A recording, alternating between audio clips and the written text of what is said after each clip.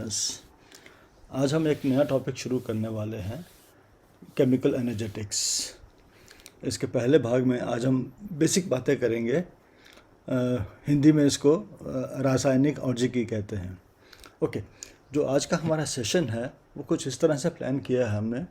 हम पहले तो आपको इंट्रोड्यूस करेंगे कि ये औद्योगिकी होती क्या है, लाइक डोमेन क्या है, ये इसके बारे में हम थोड़ा बातचीत करेंगे। ये बात करने के बाद हम बताएंगे कि आपको औद्योगिकी का और थर्मोडायनामिक्स का क्या संबंध है, और फिर थर्मोडायनामिक्स के बारे में हम देखेंगे कि थर्मोडायनामिक्स का केमिस्ट्री के लिए क्या सिग्निफिकेंस है, कहाँ पे वो महत्वपूर्ण है, किस फॉर्म से कितना महत्वपूर्ण है और क्यों महत्वपूर्ण है। ये बात करने के बाद हम बात करेंगे जो महत्वपूर्ण टर्म्स होती हैं, डिफरेंट पद होते हैं थर्मोडायनामिक्स के अंदर ऊष्मागतिकी के, उनके बारे में हम बातचीत करेंगे। और फिर हम लेंगे थर्मोडायनामिक प्रोसेसेस के बारे में बात करेंगे। हम बताएंगे कि थर्मोडायनामिक प्रोसेस क्या होता है और कितने तरह के डिफरेंट टाइप के प्रोसेसेस होते हैं, और अंत में हम समराइज़ करेंगे कि आज हमने क्या किया। चलिए शुरुआत करते हैं एक स्टेटमेंट से जो मैं इंग्लिश में पढ़ रहा हूँ। Energy is at the core of the existence of universe and all life forms on our planet Earth. और दूसरा स्टेटमेंट है कि their sustenance is involves flow and transformation of energy. आइए समझते हैं इसके माने क्या हैं। इसके माने ये हैं कि जो हमारा यूनिवर्स है, ब्रह्मांड है, उसके होने और हमारे प्लैनेट अर्थ के ऊपर, पृथ्वी के ऊपर डिफरेंट तरह की जो जीव जंतु हैं, उन सब के होने के पीछे एनर्जी का एक बहुत बड़ा हाथ है। और इनके बने रहने में, मतलब यूनिवर्स का कंटिन्यू होने में और लाइफ फॉर्म के सर्वाइव करने के लिए, उसमें फ्लो और ट्रांसफॉर्मेशन ऑफ एनर्जी इन्वॉल्व होता है। दैट मीन्स अगर हमारे सिस्टम के अंदर flow and transformation of energy ख़त्म हो जाए तो ये सब समाप्त हो जाएगा। ठीक है। और इसी तरह की जो स्टडी होती है इसकी, that means study of flow and transformation of energy. That means कोई एक निकाय और उस किसी एक निकाय के अंदर या किसी एक निकाय उसके जो परिवेश होता है, आसपास के जो सराउंडिंग्स होते हैं, उनके बीच में जो एनर्जी का फ्लो है या ट्रांसफॉर्मेशन है, इसके अध्ययन को हम बोलते हैं एनर्जेटिक्स। एनर्जेटिक्स एक बहुत बड़ा फील्ड है, और इसमें डिपेंड करता है कि हम जो बेसिकली अगर आप समझें इसको, तो एनर्जेटिक्स का जो मोटा मतलब वो ये है कि it is the study of flow and transformation of energy. ये सबसे बड़ा महत्वपूर्ण पॉइंट इसके अंदर है। अगर हम फ्लो और ट्रांसफॉर्मेशन ऑफ एनर्जी की बात करते हैं केमिकल सिस्टम्स में, तो केमिकल एनर्जेटिक्स हो जाता है। बायोलॉजिकल सिस्टम्स में करेंगे तो बायो एनर्जेटिक्स हो जाएगा। इस तरह से इसको हम देख सकते हैं। चलिए हम बात करते हैं कि जैसे मैंने अभी बताया, the study of flow and transformation of energy within chemical systems और between chemical systems and their surroundings is called as chemical energetics. That means अगर जो एनर्जेटिक्स हमने अभी समझा है कि flow and transformation of energy होता है, उसको अगर हम केमिकल सिस्टम्स में लागू करते हैं तो वो केमिकल एनर्जेटिक्स हो जाता है। और केमिकल एनर्जेटिक्स के अंदर जो हम एनर्जी की बात करते हैं, वो एनर्जी किसी भी फॉर्म में हो सकती है। ऊष्मा के फॉर्म में हो सकती है, रेडिएशन के फॉर्म में हो सकती है, कार्य की फॉर्म में हो सकती है, या कोई और भी तरीका हो सकता है। तरीका कुछ भी हो, अगर कोई एनर्जी का फ्लो एंड ट्रांसफॉर्मेशन हो रहा है केमिकल सिस्टम में, तो वो केमिकल एनर्जेटिक्स के डोमेन में आएगा। जैसे अभी मैंने बताया था, अगर हम यही बात करें बायोलॉजिकल सिस्टम्स के अंदर, तो वो बायो एनर्जेटिक्स कहलाता है। जब हम देखें कि हमारी जो बायोलॉजिकल सिस्टम होता है, जैसे हमारे शरीर के अंदर किस तरह से ऊर्जा का फ्लो होता है और जो ट्रांसफॉर्मेशन होता है, उसके अध्ययन को हम बायो एनर्जेटिक्स बोलते हैं। जैसे कि हम खाना खाते हैं, उसके अंदर केमिकल एनर्जी होती है, बॉडी के अंदर जाके वो ट्रांसफॉर्म हो जाती है, ब्रेक डाउन होता है, छोटे मॉलिक्यूल्स बनते हैं, एटीपी बनता है, और एटीपी के मॉलिक्यूल से हम यूज़ करके हम अपने दिन की कार्य करते हैं, जो सेल काम करते हैं, और सारी चीज़ें जो हैं उस तरह से होती है। तो इस तरह के अध्ययन को हम बोलते हैं बायो एनर्जेटिक्स। और अब इम्पॉर्टेंट ये है कि जनरली जब हम बात करते हैं केमिकल सिस्टम्स की, तो हमारा जो कंसर्न प्राइमरी रहता है वो रहता है कि flow and transformation of energy as heat. क्योंकि जब हम रासायनिक सिस्टम्स की बात करते हैं तो हमारा प्राइम कंसर्न रहता है, हम ठीक है हमने डिफाइन किया है कि एनर्जी किसी भी रूप में हो सकती है, परंतु हमारा जो ज़्यादातर ध्यान रहता है वो रहता है कि केमिकल सिस्टम्स और उसके सराउंडिंग्स के बीच में जो ऊर्जा है वो ऊष्मा के रूप में किस प्रकार उसका आदान प्रदान होता है, उसके अंदर ज़्यादा हम इंटरेस्टेड होते हैं। चूँकि हम ऊर्जा के ऊष्मा के आदान प्रदान से इंटरेस्टेड होते हैं तो इसलिए हमारा डोमेन बन जाता है थर्मोडायनामिक्स। दैट मीन्स ये बेसिकली आपको बताना चाह रहे हैं हम कि जैसे हमने बताया और्जिकी क्या है, एक बहुत बड़ा डोमेन है, ठीक है। वो मतलब किसी भी तरह का flow and transformation of energy है तो और्जिकी है। अगर हम flow and transformation of energy की बात करते हैं केमिकल सिस्टम्स में तो रासायनिक और्जिकी हो जाता है। अगर हम सिर्फ ऊष्मा की बात करते हैं तो वो थर्मोडायनामिक्स हो जाता है।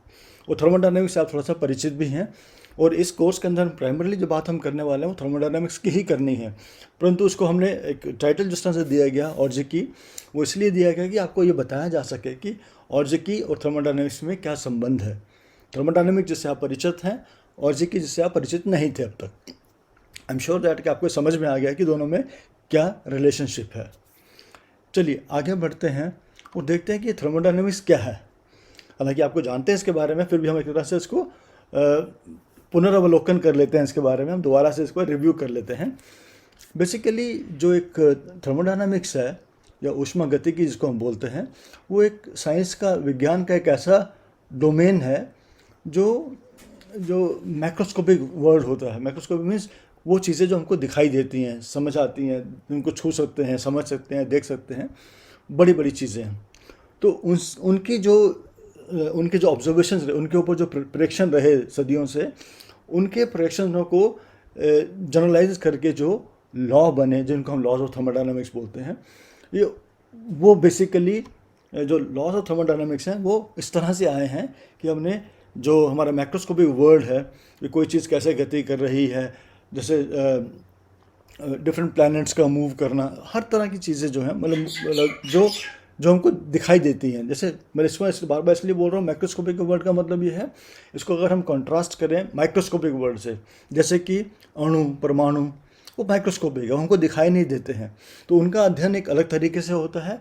और मैक्रोस्कोपिक वो होता है जैसे कुर्सी, मेज़, पानी की बोतल, कुछ भी ले लीजिए आपके आसपास, जो चीज़ें हमको दिखाई देती हैं, जो हमको छू सकते हैं, वो सब चीज़ें मैक्रोस्कोपिक वर्ल्ड में आती हैं। तो इनके बिहेवियर के जो प्रेडिक्शन किए गए, उसके आधार पे जो लॉ बने वो लॉज ऑफ थर्मोडायनामिक्स हैं। ओके, ये जो टर्म है थर्मोडायनामिक्स, इसको इंट्रोड्यूस किया गया था लॉर्ड केल्विन के द्वारा। वो बेसिकली ये बताना चाह रहे थे कि जो हीट होती है, ऊष्मा की एक डायनामिक प्रकृति होती है। डायनामिक मतलब क्या बोलते हैं इसको, कि मूवमेंट से रिलेटेड है, क्योंकि उस समय जो है हीट, ऊष्मा को एक तरह का तरल पदार्थ माना जाता था, फ्लूइड माना जाता था। और अगर हम ध्यान से इसके शब्द के अंदर घुसें थर्मोडायनामिक्स के, तो हम पाते हैं कि थर्मोडायनामिक्स दो शब्दों से मिलकर बना है, दो ग्रीक शब्दों से मिलकर बना है। पहला है थर्मो, जिसका मतलब होता है हीट अथवा तापमान, और दूसरा शब्द जो है डायनामिकोस, इसका मतलब होता है मूवमेंट। और अगर हम लिटरली देखें तो इसका थर्मोडायनामिक्स का मतलब हो गया मूवमेंट ऑफ हीट, चाहे वो बाहर से सिस्टम में जाए या सिस्टम से बाहर आए। सो बेसिकली जो हमने पहले भी आपको बताया है कि थर्मोडायनामिक्स जो है एक पार्ट है एनर्जेटिक्स का, जहाँ हम बात करते हैं ऊष्मा के आदान प्रदान की। ठीक है, ओके। अब हमको समझ में आ गया है कि एनर्जेटिक्स क्या है और थर्मोडायनामिक्स क्या है और दोनों के बीच में आपस में क्या संबंध है। अब हम आगे बढ़ते हैं और देखते हैं कि थर्मोडायनामिक्स का, ऊष्मा गतिकी का रसायन विज्ञान में क्या इंपॉर्टेंस है, क्या महत्व है इसका, वो हम देखते हैं। पहला महत्व इसका ये है कि it provides us A criteria for determining the feasibility of reaction. That यानी कि ये हमको जो थर्मोडायनामिक्स है उससे हमको पता लगता है कि कोई एक प्रक्रिया, एक जो रासायनिक अभिक्रिया है वो होगी या नहीं होगी। तो ये हम केवल थर्मोडायनामिक्स के आधार पर ही बता सकते हैं। हम जानते हैं कि डेल्टा जी अगर नेगेटिव होगा तो रिएक्शन फिजिबल होगा, डेल्टा जी नेगेटिव नहीं होगा तो रिएक्शन फिजिबल नहीं होगा। तो ये जो डेल्टा जी वाला क्राइटेरिया है ये हमको थर्मोडायनामिक्स से ही मिला है।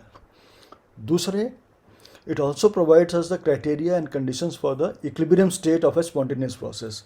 मीन्स कुछ जो स्वतः प्रक्रम होते हैं, स्पॉन्टेनियस प्रोसेस होते हैं, वो उनके बीच में इक्विलिब्रियम साम्य स्थापित होने के लिए क्या क्राइटेरिया होगा और क्या कंडीशंस होंगी कि उसके बीच में इक्विलिब्रियम आ जाए, वो सब भी हमको थर्मोडायनामिक्स से ही मालूम होता है।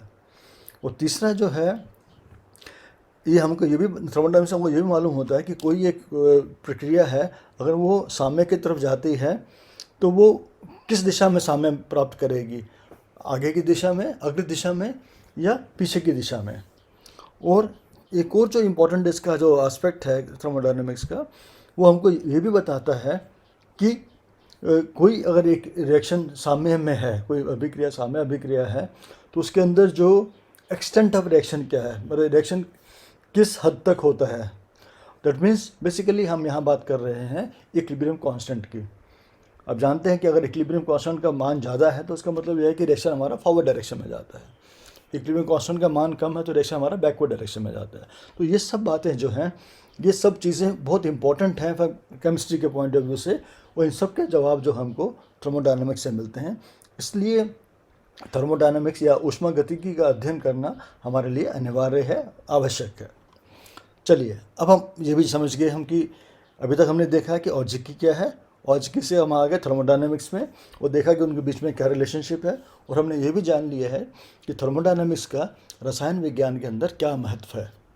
अब हम आगे बढ़ते हैं और बात करते हैं कि जो थर्मोडायनामिक्स के अंदर, दैट मीन्स बेसिकली जो ऊष्मागतिकी के अंदर जो ऊष्मागतिक पद होते हैं, उनका मतलब क्या है, तो उनको थोड़ा समझ लेते हैं। आपने पढ़ा भी है स्कूल में, पर हम दोबारा से इसके बारे में बात करना चाहेंगे। पहला होता है सिस्टम। सिस्टम बेसिकली हमारे ब्रह्मांड का वो भाग है जिस पे हमारा ध्यान केंद्रित होता है। I mean it is that part of universe which is under consideration for the study. हम उदाहरण से समझते हैं कि जो सिस्टम होता है हमारा, निकाय इसको बोलते हैं। निकाय छोटा सा भी हो सकता है, छोटा सा सरल सा, या बहुत बड़ा या कॉम्प्लेक्स हो सकता है, जटिल हो सकता है। उदाहरण के लिए अगर हम मान लिए हमने एक बीकर में थोड़ा पानी ले लिया है, तो ये हमारा सिस्टम हो सकता है। हम इसके बारे में कुछ अध्ययन कर सकते हैं। अगर हम बीकर में जल लेके उसका अध्ययन करते हैं तो वो हमारा थर्मोडायनामिक सिस्टम बन जाता है। बहुत सिंपल सा है, सरल है, वो छोटा सा सिस्टम है। और दूसरी ओर हम देखें अगर, तो हम एक सिस्टम हमारा ये भी हो सकता है कि अगर हम पूरा समुद्र ले लें, हम समुद्र के बारे में अध्ययन करना चाहें अगर, तो वो समुद्र जो है, समुद्र आप जानेंगे कितना बड़ा होता है और कितना जटिल है, पर यह भी एक थर्मोडायनामिक सिस्टम है।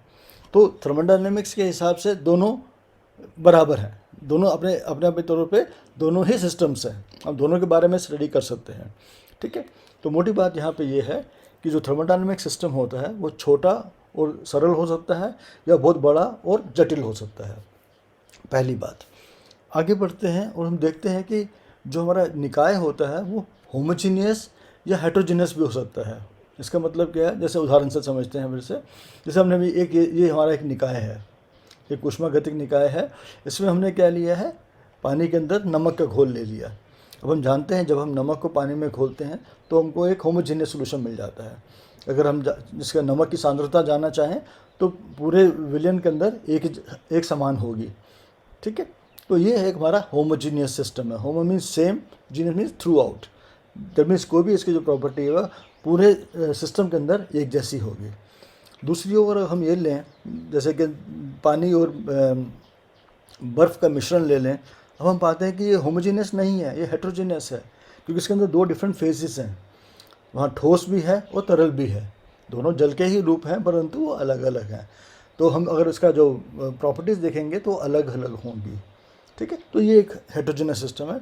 तो बेसिकली बात यहाँ पे ये है, जो थर्मोडायनामिक सिस्टम है वो होमोजीनियस भी हो सकता है, हेट्रोजीनियस भी हो सकता है। चलिए और आगे बढ़ते हैं और जानते हैं कि बाउंड्री क्या होती है। बाउंड्री बेसिकली क्या है, बाउंड्री वो चीज़ है जो सिस्टम को उसके परिवेश से अलग करती है, ठीक है। और ये जो बाउंड्री है वो कई तरह से हम देखा जा सकता है, वो डिपेंड करता है कि हमारा सिस्टम क्या है। बाउंड्री कैन बी रियल, मतलब असल में बाउंड्री दिखाई दे सकती है। जैसे कि हमने एग्जांपल ले लेते हैं, ये आपके ब्लॉक में भी दिया गया है।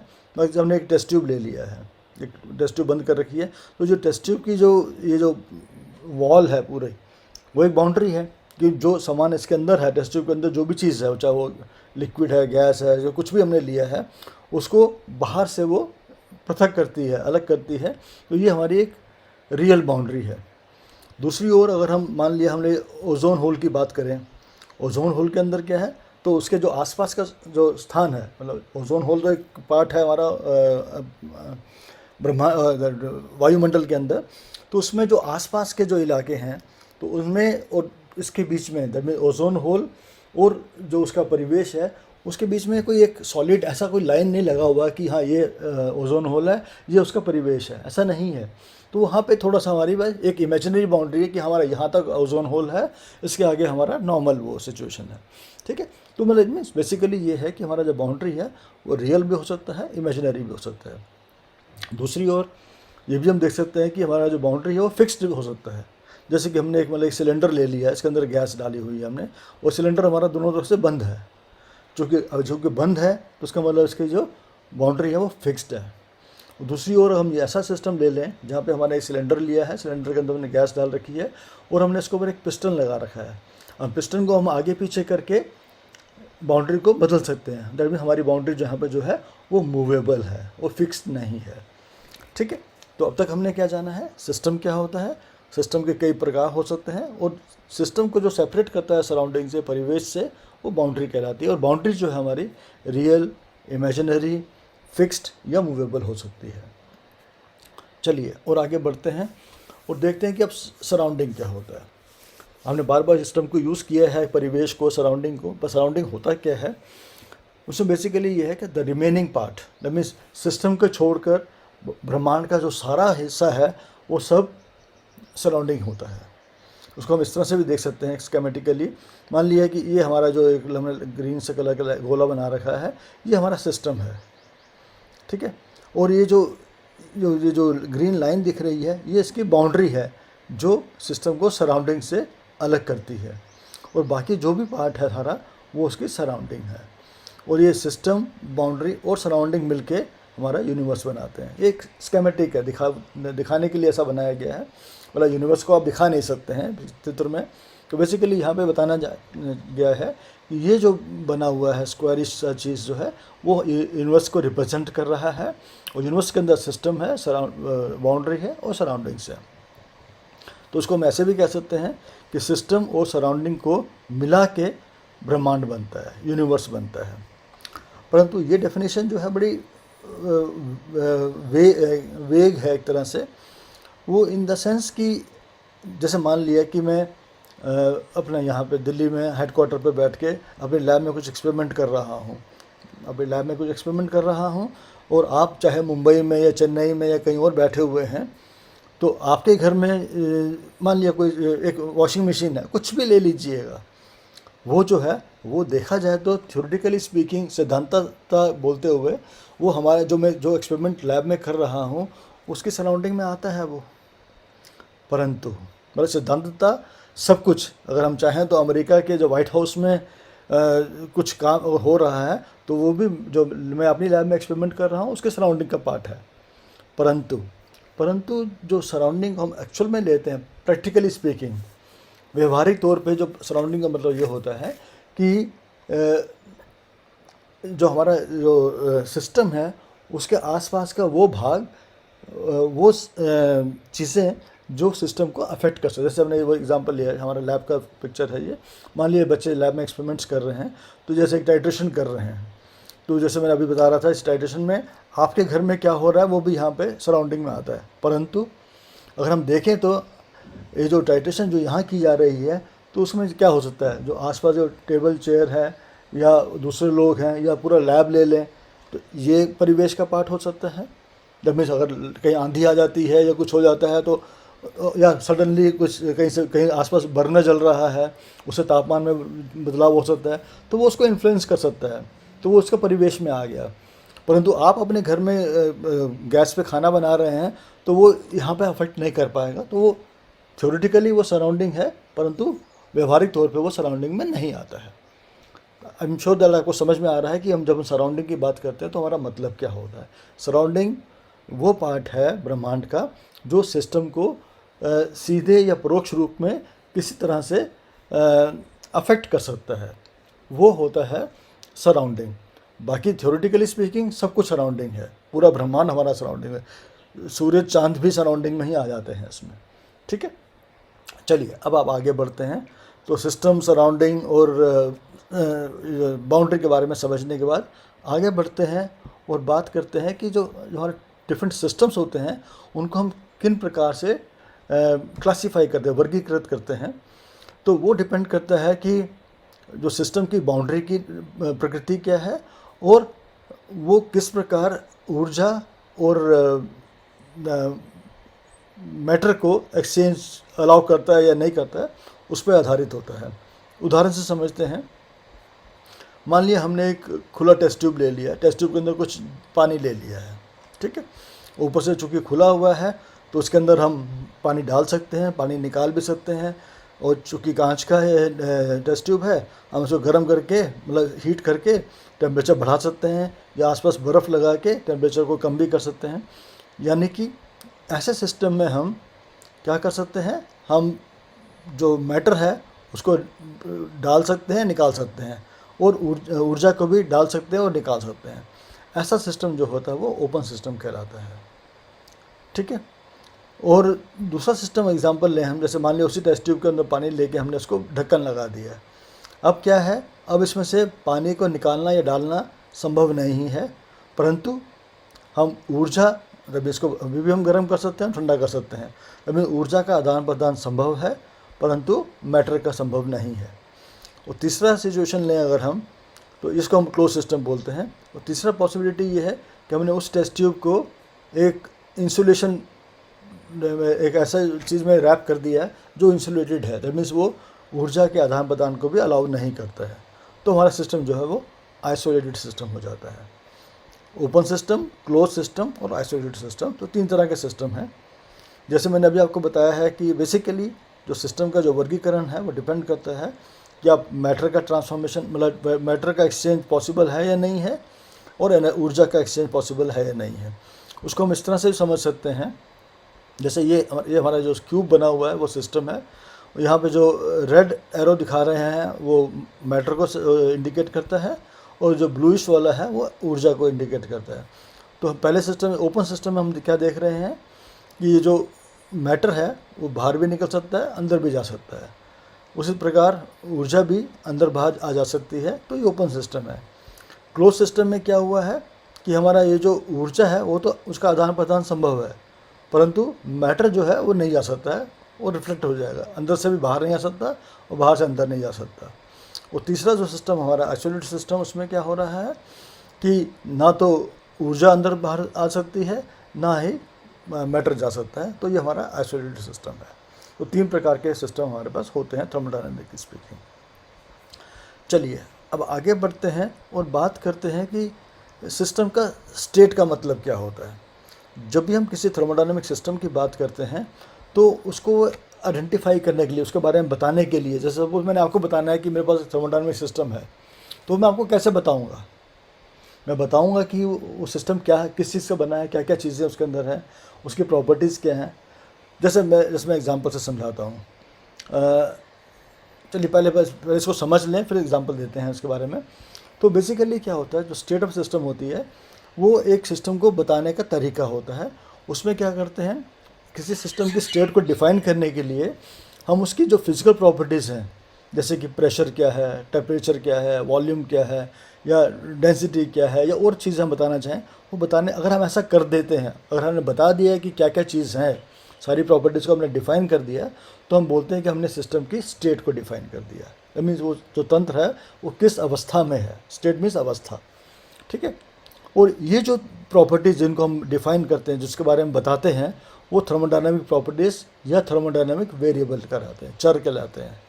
ठीक है, और चूँकि ये अवस्था को बताते हैं इसलिए उनको अवस्था चर भी कहते हैं, स्टेट वेरिएबल भी कहा जाता है, क्योंकि वो स्टेट के ऊपर डिपेंड करते हैं। आइए अब इसको हम समझते हैं एक उदाहरण से। मुझे लगता है उदाहरण थोड़ा सा बाद में आएगा।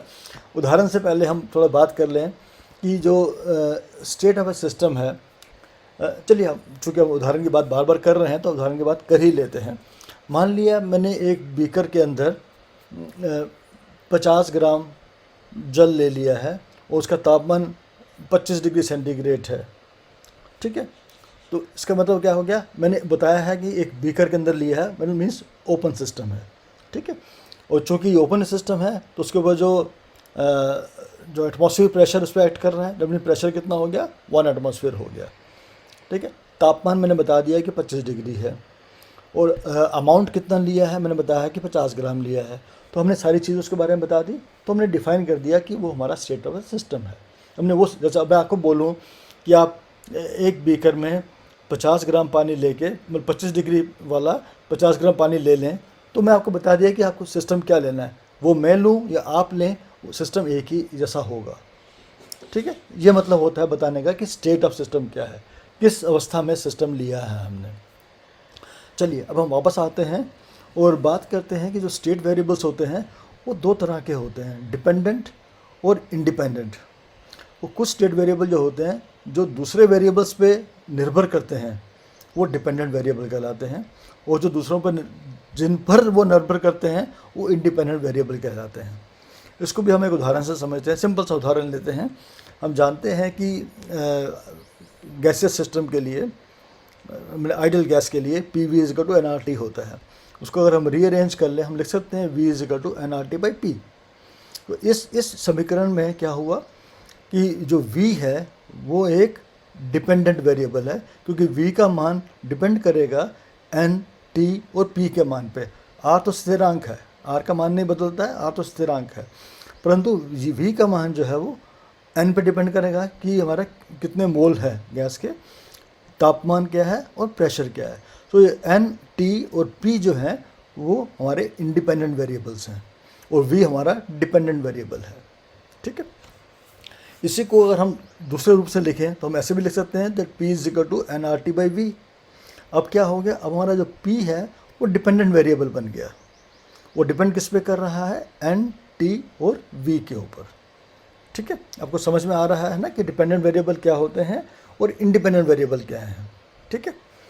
चलिए अब हम आगे बढ़ते हैं और बात करते हैं कि जो वेरिएबल्स होते हैं उसके एक अलग वर्गीकरण भी है जिनको बोलते हैं intensive and extensive variables. That means extensive होता है विस्तारात्मक, और अविस्तारात्मक जो चर होते हैं उनके बारे में बात करना चाह रहे हैं। तो बेसिकली इंटेंसिव क्या मतलब है, अविस्तारात्मक जो चर होते हैं वो सिस्टम के जो मास होता है उस पर निर्भर नहीं करते हैं, ठीक है।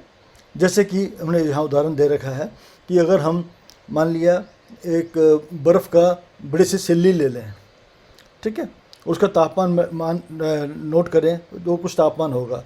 अगर हम उस बर्फ़ की सिल्ली को तोड़ दें छोटे छोटे टुकड़ों में और छोटे से टुकड़े का तापमान लेंगे तो वो भी उतना ही होगा जो बर्फ़ की सिल्ली का है। दैट मीन्स जो तापमान है, यहाँ पर तापमान एक इंटेंसिव वेरिएबल है, वो सिस्टम के अमाउंट पे डिपेंड, साइज़ पे डिपेंड, अमाउंट पे डिपेंड नहीं कर रहा है। चाहे हम छोटा सा हिस्सा ले लें चाहे बहुत बड़ा सिस्टम ले लें वो बराबर रहेगा। दूसरी ओर एक्सटेंसिव जो विस्तारात्मक चर होते हैं वो होते हैं वो मास पे डिपेंड करते हैं। जैसे कि मान लिया हमने बोला कि 1 mole of water, 1 mole water का मतलब हो गया 18 ग्राम पानी। 18 ग्राम पानी का मतलब, मान लिया उसकी डेंसिटी को अगर हम 1 मान लें तो बेसिकली 18 सेंटीमीटर क्यूब ऑफ पानी लिया है मैंने, ठीक है। उसका वॉल्यूम कितना हो गया, 18 सेंटीमीटर क्यूब। अगर मैं बोलूँ 10 मोल ऑफ वाटर लेना है तो मुझे 180 सेंटीमीटर क्यूब पानी लेना पड़ेगा। दैट मीन्स जो वॉल्यूम जो है वो डिपेंड करेगा कि मेरा जो सिस्टम है वो कितने मोल है, अमाउंट कितना है उसका, उस पर निर्भर करेगा, ठीक है। तो जो वॉल्यूम है, वॉल्यूम हो गया, ये जो है ये एक तरह से एक्सटेंसिव वेरिएबल है, विस्तारात्मक चर है। एक और बात जो हमको समझनी चाहिए वो ये है कि जो अगर तुम्हारे पास 2 विस्तारात्मक चर हैं तो उनका जो रेशियो होता है वो इंटेंसिव होता है, अविस्तारात्मक होता है। उसको भी उदाहरण से लेके समझते हैं। ऐसा मास होता है, मास जो है वो भी विस्तारात्मक चर है और वॉल्यूम तो हमने अभी देखा ही है कि विस्तारात्मक है। तो दोनों का जो रेशियो है, डेंसिटी, वो अविस्तारात्मक हो जाती है। उदाहरण से फिर समझ लेते हैं। जैसे कोई आपने, जैसे भी अपने एग्जांपल लिया था जल का, मतलब 1 मोल ऑफ वाटर या 10 मोल्स ऑफ वाटर, ठीक है। वो 1 मोल वाटर जो है वो 18 ग्राम है, 18 ग्राम 18 सेंटीमीटर क्यूब, तो डेंसिटी कितनी होगी 1। और इसको 180 सेंटीमीटर क्यूब है, उसका वेट मास कितना है 180 ग्राम है, तो डेंसिटी यहाँ पे भी 1 हो गई। तो जो कोई भी दो विस्तारात्मक चर हैं उनकी जो रेशियो होती है वो अविस्तारात्मक चर होती है। तो डेंसिटी एक अविस्तारात्मक चर है, जबकि मास और वॉल्यूम जो है विस्तारात्मक है। चलिए और आगे बढ़ते हैं और बात करते हैं कि थर्मोडायनामिक प्रोसेस क्या होता है। ये बहुत महत्वपूर्ण है। बेसिकली प्रोसेस का मतलब ये है कि change in the state of system, if you do any change, मतलब कोई भी एक सिस्टम हमारे पास है, किसी एक पर्टिकुलर अवस्था में है और उसकी अवस्था में परिवर्तन ले आए तो हम बोलते हैं कि हमने एक थर्मोडायनामिक प्रक्रम कर दिया है, ऊष्मागतिक प्रक्रम हो गया है। अब हम वही उदाहरण जो मैंने पहले आपको बताया था, हमने उदाहरण ले लिया कि एक हमने बीकर में 150 ग्राम पानी लिया है, 20 डिग्री सेंटीग्रेड पे है, ठीक है। हम तापमान माप सकते हैं थर्मोमीटर के साथ में। तो चूँकि ये ओपन सिस्टम है तो हमारा प्रेशर एटमॉस्फेयर प्रेशर के बराबर है, मास हमने बता दिया कि 150 ग्राम लिया है और तापमान इसका 20 डिग्री सेंटीग्रेड है। अगर हम इसको किसी तरीके से गर्म करके इसके तापमान को बढ़ाकर 50 डिग्री सेंटीग्रेड कर दें तो ये अब तापमान हमारा बढ़ गया है, ठीक है। तो यहाँ पहले 20 डिग्री था, वो 50 डिग्री हो गया। अब क्या हो, इसमें क्या हुआ है, ये जो हमारा सिस्टम था इसकी ये अवस्था थी, मतलब प्रेशर एटमॉस्फेयर प्रेशर 150 ग्राम 20 डिग्री सेंटीग्रेड। अब उसकी अवस्था ये हो गई है। अब हम यह क्या पा रहे हैं कि एक जो थर्मोडायनामिक पैरामीटर था, जो तापमान था, वो बदल गया है। तो ये जो है एक विभिन्न अवस्था बन गई, ये अवस्था और ये अवस्था आपस में भिन्न है। अगर हम ऐसा कर दें, एक सिस्टम को एक स्टेट से दूसरे स्टेट में ले जाएं, तो वो हम बोलते हैं कि हमने एक थर्मोडायनामिक प्रक्रम कर दिया है। तो ये थर्मोडायनामिक प्रोसेस हो गया है। यहाँ इम्पोर्टेंट ये है कि किसी भी थर्मोडायनामिक प्रोसेस के अंदर कम से कम एक जो थर्मोडायनामिक पैरामीटर है, थर्मोडायनामिक वेरिएबल है, वो बदलना चाहिए। अगर हम कोई भी थर्मोडायनामिक पैरामीटर नहीं बदलते हैं तो हम थर्मोडायनामिक प्रोसेस नहीं करते हैं। जैसे मान लिए कि हमारा जो एक बीकर था उसमें 150 ग्राम पानी था, ओपन बीकर के अंदर प्रेशर P था और तापमान 20 डिग्री था। अगर हम उसको कुछ नहीं करते हैं तो वो उतना ही रहेगा, वही रहेगा, उसकी अवस्था में परिवर्तन नहीं होगा।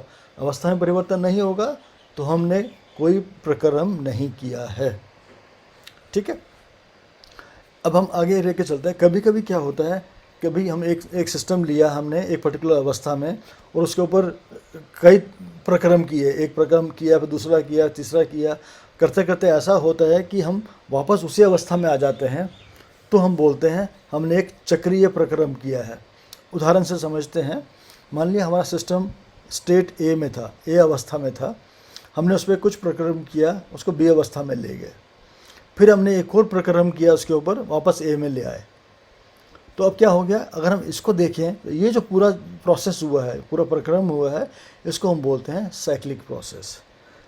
चक्रीय प्रक्रम वो होता है जहाँ हमारा सिस्टम जो है जिस अवस्था में था वो कई चरणों के होने के बाद वापस उसी अवस्था में आ जाता है, तो हम बोलते हैं कि हमने एक चक्रीय प्रक्रम किया है, ठीक है। चलिए और आगे बढ़ते हैं और बात करते हैं कुछ थर्मोडायनामिक प्रोसेसेस के बारे में। ये बहुत इंपॉर्टेंट है क्योंकि कुछ ऐसे प्रोसेसेस होते हैं, ऐसे थर्मोडायनामिक ऊष्मागतिक प्रक्रम होते हैं जिनके अंदर हम एक पर्टिकुलर जो पैरामीटर होता है, पर्टिकुलर चर जो होता है, उसको हम स्थिर रखते हैं। जैसे कि पहला उदाहरण हम ले रहे हैं isothermal process. Iso means same, thermal से आप जान सकते हैं कि हम टेम्परेचर की बात कर रहे हैं, समतापी प्रक्रम। तो यहाँ पे क्या होता है, ऐसा थर्मोडायनामिक प्रोसेस जिसके अंदर हम सिस्टम के तापमान को स्थिर रखते हैं। और ऐसे में क्या होता है, जो heat flow into and out of the system, मतलब इस तरह ऐसे प्रक्रम इस प्रकार किए जाते हैं कि जो सिस्टम के अंदर से बाहर या बाहर से जब सिस्टम से परिवेश में या परिवेश से सिस्टम में जो ऊर्जा का आदान प्रदान होता है वो इतना धीरे से होता है, इतना धीरे छोटे छोटे तरीके से होता है कि जो सिस्टम के तापमान में कोई बदलाव नहीं आता है। अगर हम एक गैसीय तंत्र को लें तो हम गैसीय तंत्र के अंदर हम जानते हैं कि PV = कांस्टेंट होता है। तो अगर हम इस तरह से उसको दिखाना चाहें, दैट मीन एक पर्टिकुलर तापमान के ऊपर, because we know that PV = nRT, ठीक है। अगर हमने मान लिया कि n = 1 ले लिया, आर हमारा स्थिरांक है ही और टी भी हमने कांस्टेंट ले लिया, तो एन आर टी पूरा एक कांस्टेंट बन गया। जब हम लिख सकते हैं कि P B is equal to constant होगा। तो इस प्रकार के जो रिलेशनशिप है उसको हम इस प्रकार के ग्राफ से दिखाते हैं, जिसको हम बोलते हैं इंडिकेटर डायग्राम।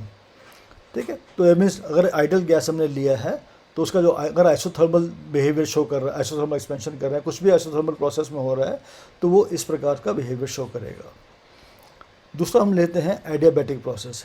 एडियाबैटिक प्रोसेस वो होते हैं जिसके अंदर जो सिस्टम है उसमें ना तो ऊष्मा आ सकती है ना ऊष्मा जा सकती है। जब उदाहरण के लिए मान लिया हमने कुछ एक रिएक्शन किया है और रिएक्शन को हम करते हैं एक थर्मस फ्लास्क के अंदर।